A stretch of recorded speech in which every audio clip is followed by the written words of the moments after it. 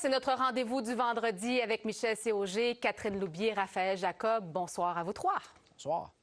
Bonsoir. On va parler encore du 51e État ce soir parce que Justin Trudeau en a aussi parlé aujourd'hui. Il était dans une rencontre avec, entre autres, des entrepreneurs pour parler donc de cette possible menace tarifaire et de tout ce qui l'entoure. Et alors que les caméras étaient sorties de la salle, les micros, eux, prenaient encore le son de sa voix et il a dit... Le 51e État, c'est vraiment sérieux. Donald Trump, il prend ça vraiment au sérieux. Raphaël, que pensez d'abord de cette déclaration de Justin Trudeau? Que la seule chose surprenante, c'est que ce ne soit pas arrivé plus tôt. Avant. Absolument.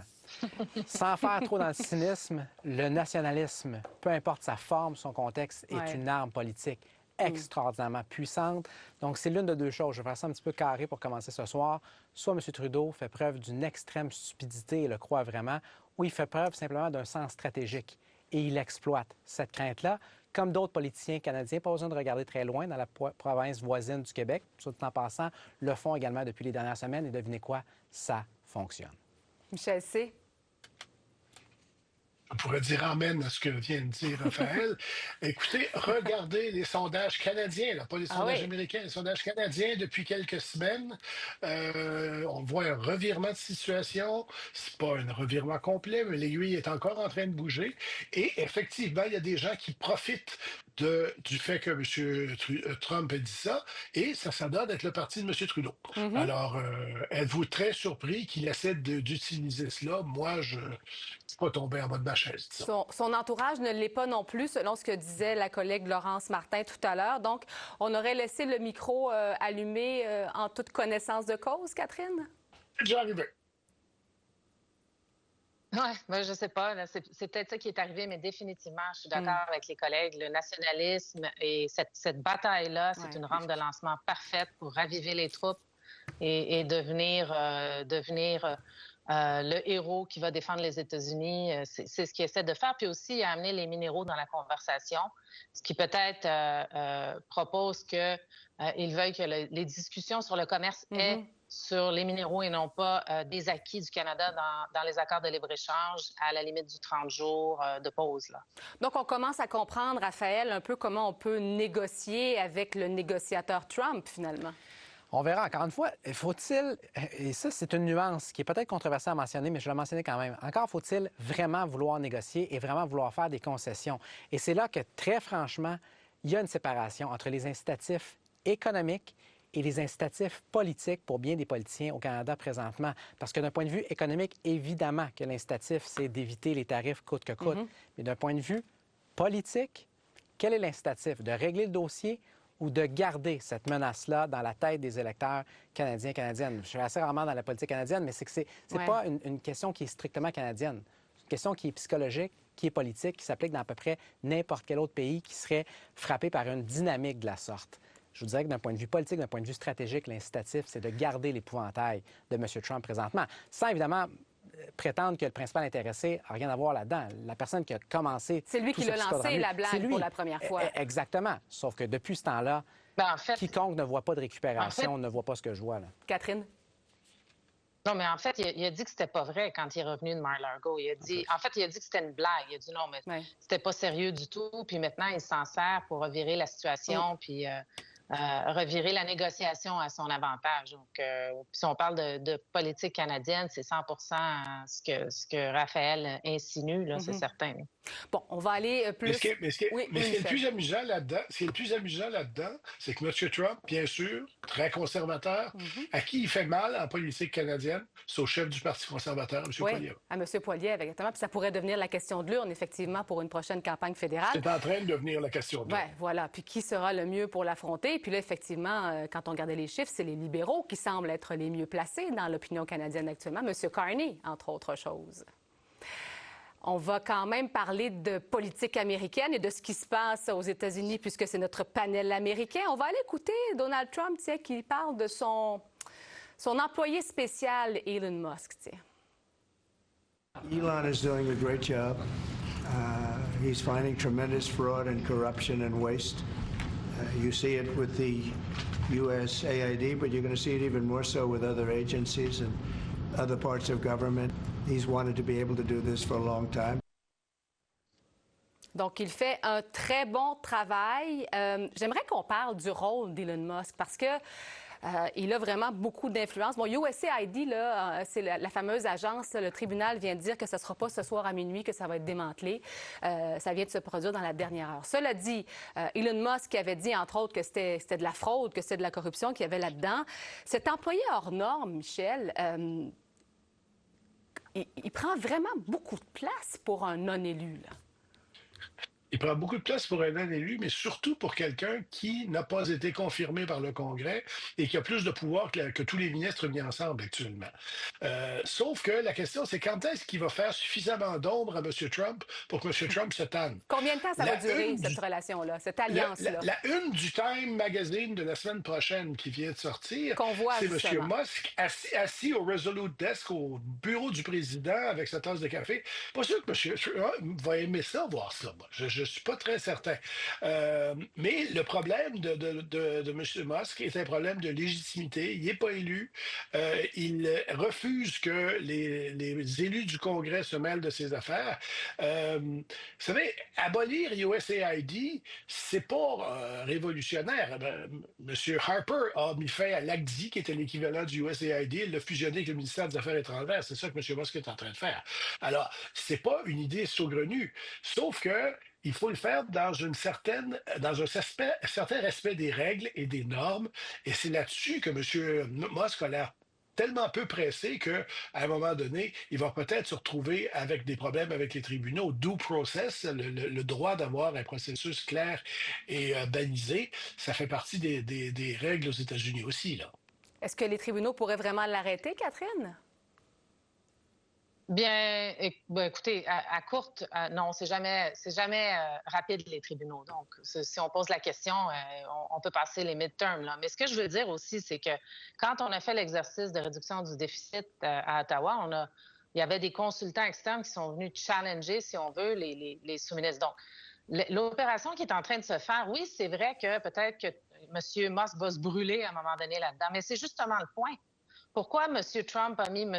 Musk là, qui prend des risques énormes, qui chamboule, qui veut finalement faire tabula rasa de USAID et des programmes destinés à l'aide internationale? C'est parce que c'est un des sujets qui animait les gens qui ont voté pour M. Trump. Pourquoi on donne de l'aide internationale pour les changements climatiques ou en Afrique, ou pourquoi on donne tant d'aide à l'Ukraine, etc. Et l'autre chose que je dirais, c'est qu'il y a véritablement de l'abus, là. On ne parle pas du cas de l'ACDI, là, du tout. L'ACDI, c'est vrai que M. Trump l'a fusionné dans les affaires étrangères, puis il y avait d'autres raisons, mais là, vraiment, on a des cas de figure qui circulent dans les médias, qu'on prend peut-être avec un grain de sel, mais à un moment donné, on voit qu'il y a du fondement dans ce qui est dit là, qui n'ont rien à voir avec la mission première que le gouvernement américain a donnée à ces programmes-là. Donc, c'est ça auquel on s'attaque. Mais dans la méthode, c'est une bombe atomique et oui, ça dérange, mais qui de mieux que Elon Musk pour porter le changement et ensuite prendre la porte? Ouais, oui, aller faire d'autres choses. Et combien de temps ça va durer? C'est encore la question qu'on se pose pour cette alliance-là, en fait. Puis aussi, combien de temps ça va durer? C'est utilitaire, hein? Il a besoin d'être là pour faire certains changements. Puis après, il va faire d'autres choses avec M. Trump. Il va aller sur Mars, il va peut-être construire un Iron Dome au-dessus des États-Unis. Il y a bien des projets qu'ils ont ensemble, ces deux hommes. J'aimerais ça vous entendre, Raphaël, sur justement là, ce DOGE, ce département de l'efficacité gouvernementale. Il travaille avec qui, Elon Musk, pour dire on doit couper ci, on doit couper ça? Dans le cas de USAID, c'était 97 des employés de l'agence, finalement, c'est un démantèlement complet qu'il propose. Là, qu'il propose, effectivement. Et là, la plus grosse question en ce qui me concerne d'un point de vue politique, c'est pas tant est-ce qu'il est élu ou non. Parce que, très franchement, et je ne sais pas, Michel, là, je suis très, très clair là-dedans, je veux juste parler vraiment du côté américain de la chose. Chez les démocrates qui accusent depuis les dernières semaines M. Musk d'être pas élu, pour la grande majorité de ces gens-là, on est incapable de répondre à la simple question suivante. Qui était en charge du gouvernement américain pendant les 4 dernières années? Est-ce que c'est le type qui avait vraiment été élu? Donc, d'un point de vue politique, cette attaque-là, je vous dirais, elle a un petit peu de misère à lever. La plus grosse question, elle est davantage, en ce qui me concerne, au niveau des tribunaux. Est-ce que M. Musk, est-ce que M. Trump ont vraiment le pouvoir d'essayer d'agir comme ils le font? Lorsqu'il est question du USAID, vous le mentionnez il y a un instant, on vient déjà d'avoir un premier tribunal qui a bloqué le décret. Les fonctionnaires publics aussi. C'est exactement ce que j'allais mentionner, qu'on a eu il y a quelques heures. Donc, et là-dessus, je ne spéculerai pas, on ne le sait pas parce que ça n'a jamais été vraiment testé. Donc, attendons, mais il faut réaliser à quel point c'est une onde de choc. C'est pas simplement comme une agence canadienne de développement international. Le développement international, et je rebondirai rapidement sur ce que Catherine a mentionné lorsqu'elle parlait de la mission. La mission à la base de USAID, quand on remonte au milieu du 20e siècle, c'était justement pas simplement de faire de l'aide humanitaire, de l'aide alimentaire. C'était du positionnement géostratégique pour une grande puissance que sont les États-Unis et contrer l'influence d'autres grandes puissances comme l'Union soviétique. Donc, c'est une agence qui est ultra controversée depuis très longtemps. Et je ne parle pas simplement aux États-Unis. Je parle de plusieurs autres pays du monde. Je donne un exemple. Allez faire un petit tour à Haïti. Demandez-vous qu'est-ce qu'ils pensent depuis des générations de l'aide, en guillemets, américaine. Il y a eu de l'ingérence dans des élections, dans des systèmes politiques étrangers qui remontent sur des générations. Donc, ce n'est pas simplement une question de gaspillage potentiel de fonds publics. C'est une question aussi de fonds qui ont été octroyés de façon pour le moins questionnable sur très, très longtemps. Mais encore une fois que tout ça s'est dit, est-ce qu'on a le pouvoir de contourner le Congrès et de démanteler de cette façon-là? Je ne le sais très franchement pas présentement. Mais je vais reposer ma question. Est-ce qu'on peut se poser une question, Catherine? Est-ce qu'on peut se poser la question, est-ce qu'on n'est pas en train d'ouvrir dans plusieurs pays, en Afrique en particulier, toutes grandes les portes à l'influence des Chinois et des Russes? Parce que ça aussi, ça va venir avec. La nature horreur du vide. Et plusieurs se posent cette question-là, Catherine. Bien sûr. Oui, ben oui, c'est pas pour rien qu'on a des gens en Afrique. C'est pour essayer peut-être d'avoir des minéraux de l'Afrique puis contrôler un peu ce qui se passe sur le marché.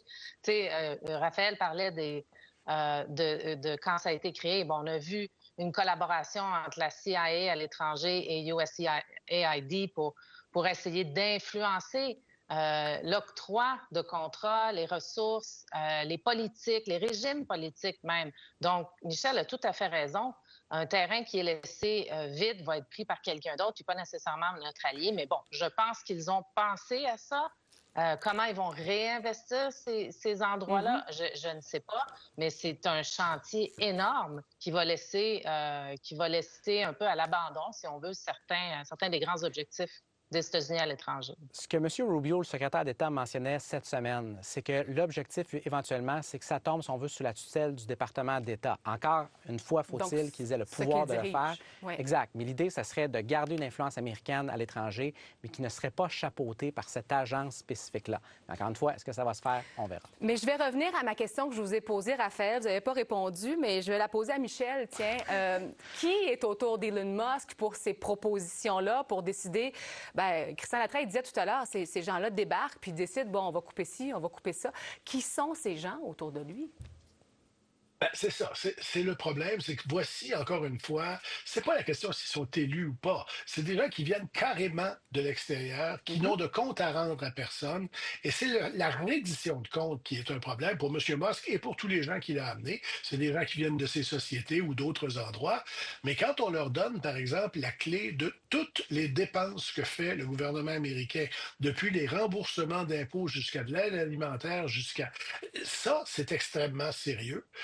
C'est un pouvoir énorme qui lui est donné et c'est sans contrôle. Ça, je pense que le Congrès, très rapidement, va se mettre là-dessus, mais c'est quelque chose qu'on n'a jamais vu de l'histoire américaine. Là. Sans contrôle comme ça, jamais. Catherine, vous entendez quoi des Américains? Parce qu'il y a des gens qui vont perdre leur emploi dans tout ça, là. Ben oui, c'est ça. Puis on le voit peut-être pas trop à la télévision, mais il y a beaucoup de manifestations ici. Moi, je suis en Californie, là, il y a des routes barrées. Je veux dire, c'est ça, là. On joue dans quelque chose de sacré et ça fait juste commencer, je pense, on le voit là, à l'écran, les manifestations. Puis il y a une partie de la population aux États-Unis, je vais être honnête, qui dit, ben tant mieux pour eux.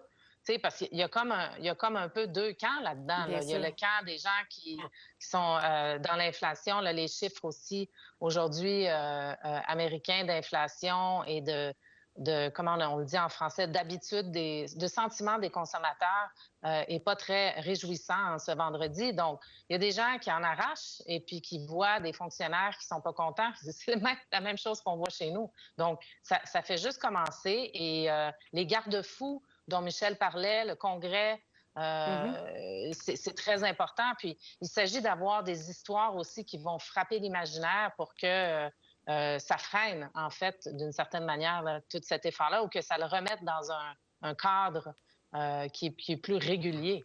Raphaël? Ah, absolument. Et ce que je mentionnerais par rapport au contrepoids, parce qu'on a entendu bien des choses, là, disons-le franchement, depuis les 2 dernières semaines et demie, comme quoi il n'y avait plus de garde-fou. Donald Trump pouvait faire ce qu'il faisait. Juste 2 semaines et demie. Juste 2 semaines et demie. 18 jours pour être plus exact, mais qui compte vraiment.